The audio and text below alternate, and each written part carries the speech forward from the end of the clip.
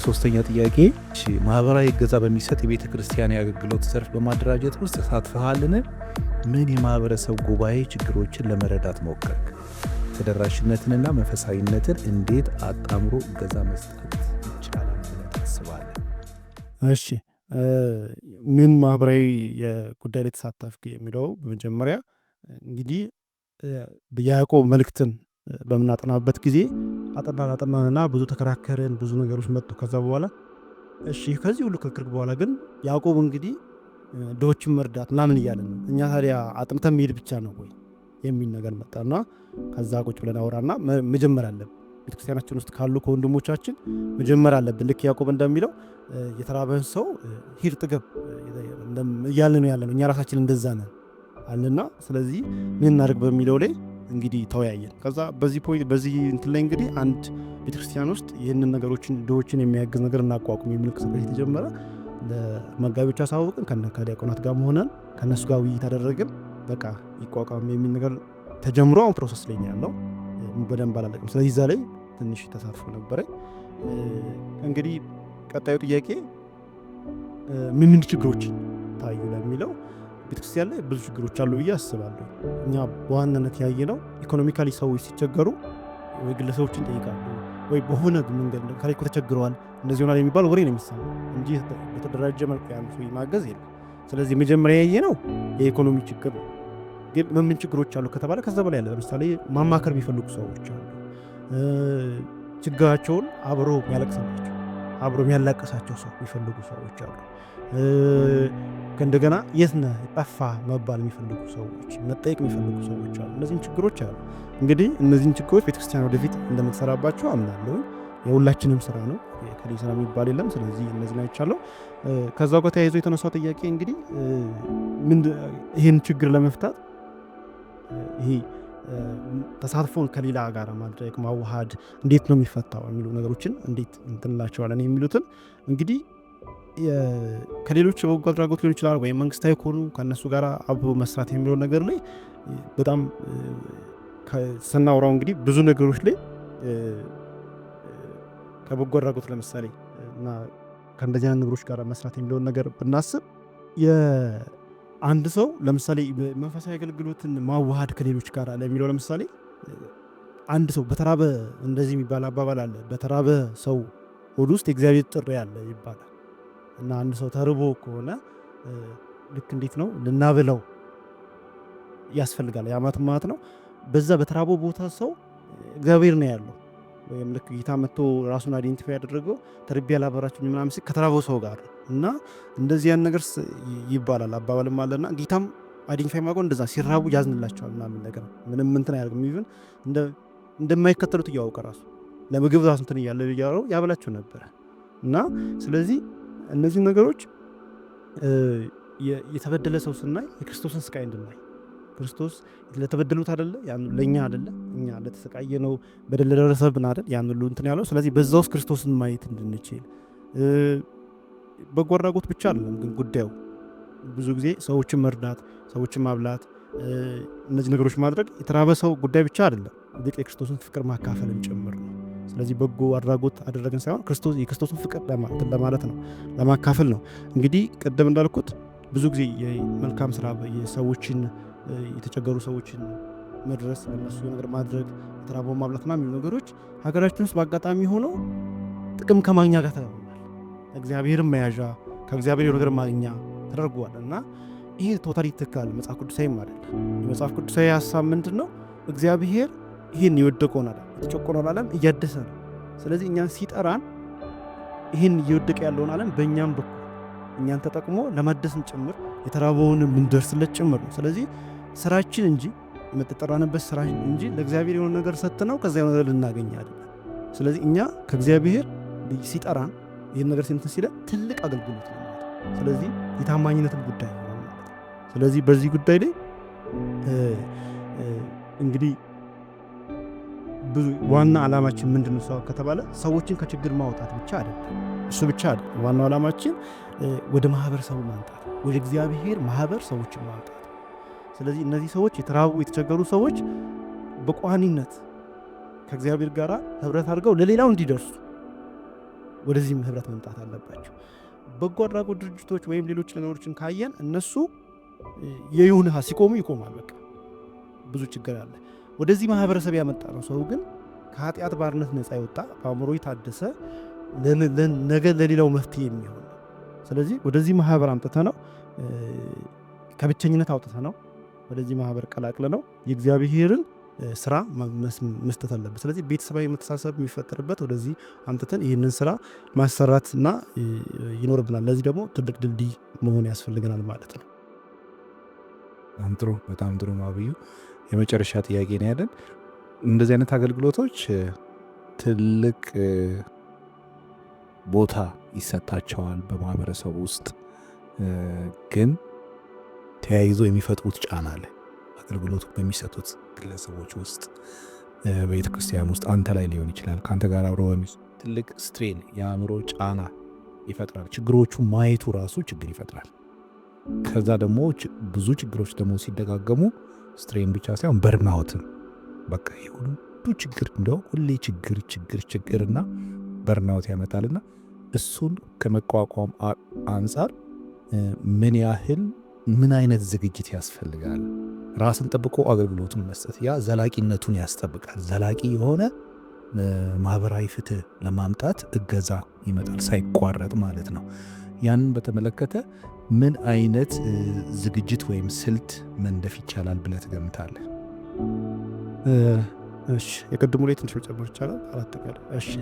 እሱ ላይ ያላነሳቸው ፖይንቶች አሉና ጥንቃቄ የሚፈልጉ ነገሮች አሉ። ከሌሎች ጋር ስንሰራ ለምሳሌ ከመንግስት ጋር ሊሆን ይችላል፣ ከሌሎች ፕሮጀክቶች ስንሰራ እድሎች አሉ። ለምሳሌ እኛ ትንሽ ነን። ስለዚህ አቅም ያላቸው ልጅ ስናገኝ ከእነሱ ጋር አብሮ መስራቱ ጥሩ ነው፣ ግን በጣም ቀጭን ክር ላይ እንደሚሄድ ነው።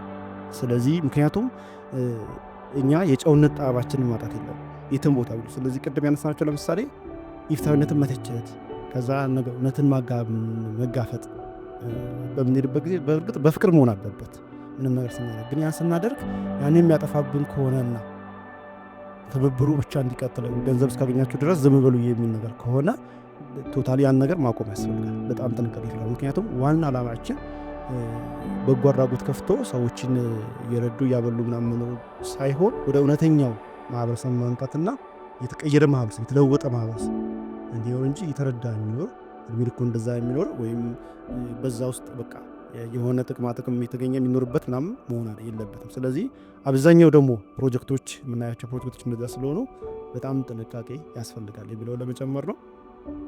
እሺ አሁን የጠየቁት ጥያቄ ላይ እንግዲህ ምንድን ነው በዘላቂነት የሚል ነገር አለና ይሄ አንዱ እንደዚህ አይነት ስራዎች እንደ ሻማ የሚያቀልጡ ናቸው። በጣም ከባድ ስራዎች ናቸው።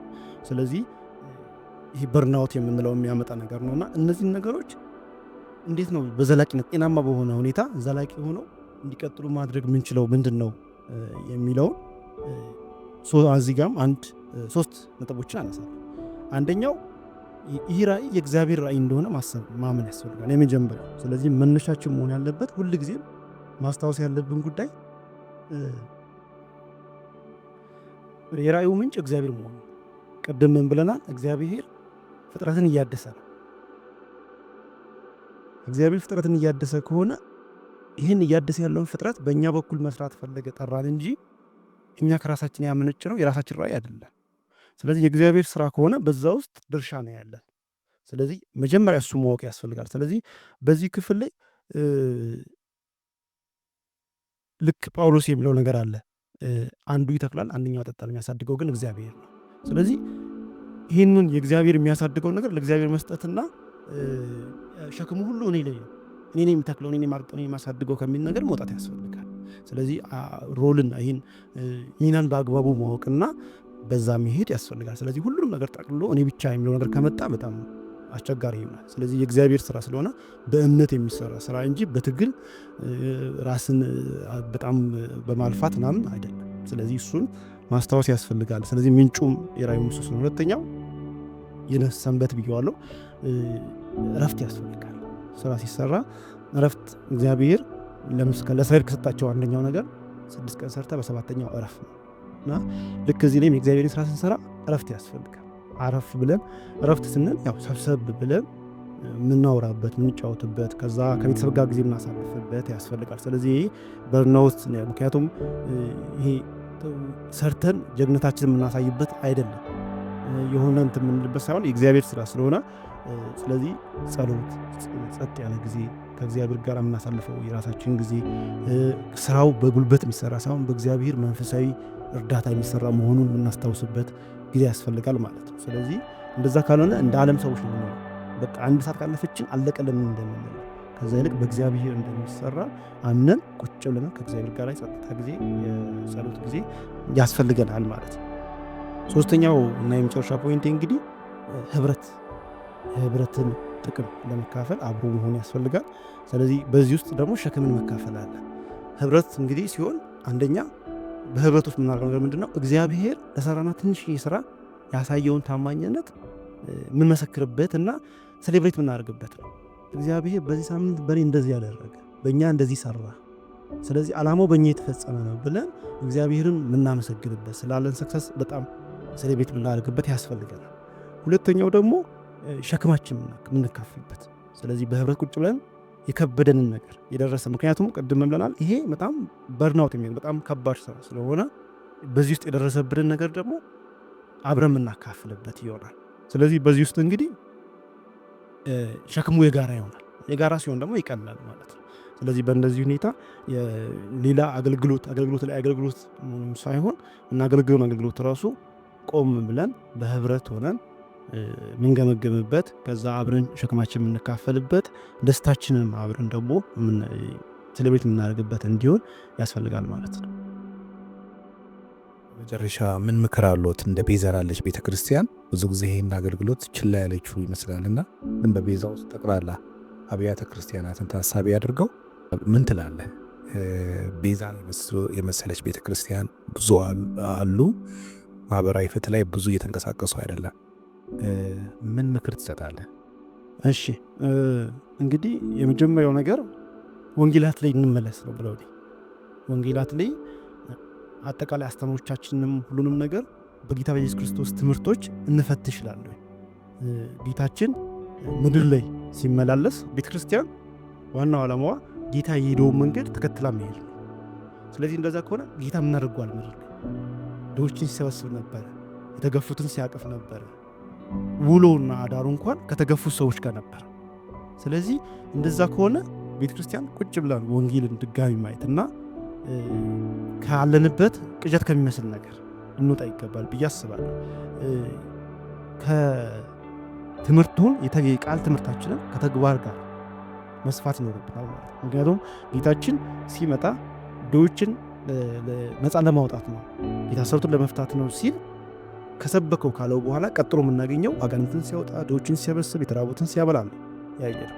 ስለዚህ ቤተክርስቲያን የጌታ ኢየሱስ ክርስቶስን ሕይወት ማየት ይኖርባታል። ዓላማውስ ምንድን ነው የሚለውን ነገርም ማየት ይኖርባታል። ስለዚህ ጌታ እኔን ተከተሉ ነው ያለው። እሱን ተከተሉ ለመከተል ደግሞ ማንም አይደለም ቤተክርስቲያን ናት ያለችው። ቤተክርስቲያን መመክረው ምን ትመክራለህ የሚለው በምድር ላይ እግዚአብሔር ያለው ማህበር ቤተክርስቲያን ብቻ ናት። እግዚአብሔር ሐሳቡን በምድር ላይ መፈጸም የሚፈልገው በክርስቶስ ኢየሱስ በኩል ያለውን ሐሳቡን መፈጸም የሚፈልገው በቤተክርስቲያን በኩል። ስለዚህ ቤተክርስቲያን የእሱን ዓላማ ለመፈጸም ነው ያለችው። የቃል ጉዳይ ከሆነማ የእስራኤሎች የተተቹበትም ይሄ ነው። እስራኤሎችም እስራኤላውያን ይላሉ፣ ጳውሎስ እንደውም ይተቻቸው እስራኤላዊ አንተ እስራኤላዊ የሆንክ ብሎ ከዛ በኋላ የሚያስቀምጣቸው ነገሮች አሉ። ይህ ህዝብ በቃሉ ያከብረኛል ይላል ጌታ፣ በእንትኑ ግን በተግባሩ የለበትም ይላል። ስለዚህ ክርስትና የቃልም የተግባርም ጉዳይ ነው፣ ሁለቱ አብረው የተሰፉበት ነው። ስለዚህ ጌታችንን ድጋሚ ጌታችንን እናጥነው እና ከዛ እሱ ያደረገውን ነገር እናደርግ። ለምንም ነገር ስናገር ለምሳሌ አንድ ቤተክርስቲያን ውስጥ ቆሸሽ ብሎ ጎስቆል ብሎ የመጣን ሰው መንገድ ስንዘጋበት ከኋላ እንዲቀመስ እናደርገው። በእርግጥ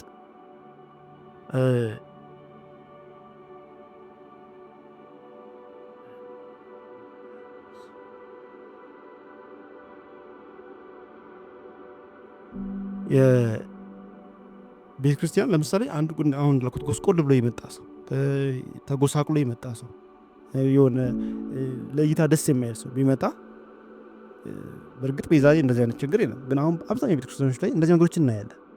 ጎስቆል ብሎ ሲመጣ ሰው ከኋላ ማስቀመጥ፣ ከፊት ካሜራ ውስጥ እንዳይገባ ማድረግ ነገሮች አሉ። ጓደኝነት ስንፈልግ ለምሳሌ ህብረት ስንፈልግ ህብረት የምናደርጋቸው ሰዎች በእኛ በትምህርት ሊሆን ይችላል፣ በተለያዩ ነገሮች ሊሆን ይችላል፣ ከኛ ጋር የሚሄዱ ሰዎች ነው የምናደርገው። ይሄ የአብዛኞቻችን ችግር ነው፣ እኔንም ጨምሮ ማለት ነው። የምንጠይቀው ጥያቄ ጌታ ቢሆን ይህን ያደርጋል? ጎስቆል ብሎ የመጣውን ሰው እንደው ለውጦት ወደ ማህበሩ ይቀላቅለዋል እንጂ ይገፋዋል፣ እዛ ቁጭ በል ይለዋል። ስለዚህ አሁን ንጉሳችንን ነው እየተቃወሙ ያለ። ስለዚህ አድሎ የምናደርግ ከሆነ እቻልን ባስቀመጠችልን መስፈርቶች ነገሮች የምንመዝን ከሆነ ለማን ነው የምንገዛው? ተገዥነታችን ለማን ነው? ስለዚህ ጌታ ያደረገው ነገር በሙሉ እቻ ዓለም መስፈርት ብላ ያስቀምጣቸውን እየገለበጠ እቻ ዓለም የሆኑ ሰዎችን ትገፋለች፣ አይፈለጉም ትላለች። እሱ ደግሞ ፈልጎ የሚያመጣቸው ደግሞ እነሱ ነው። ስለዚህ ቤተ ክርስቲያን እሱን በመስማት እሱን ድጋሚ በመታዘዝ ይህን ነገር ተፈታለች ብዬ አስባለሁ። አብይ ውስጥ ስለነበረን ጊዜ ጌታ እናመሰግናለን። እግዚአብሔር ይባርክ፣ አገልግሎታችሁን ይባርክ፣ ራእያችሁን ያስፋ። ተባረክ። አሜን። እኔም አመሰግናለሁ። ተባረኩ እናንተ።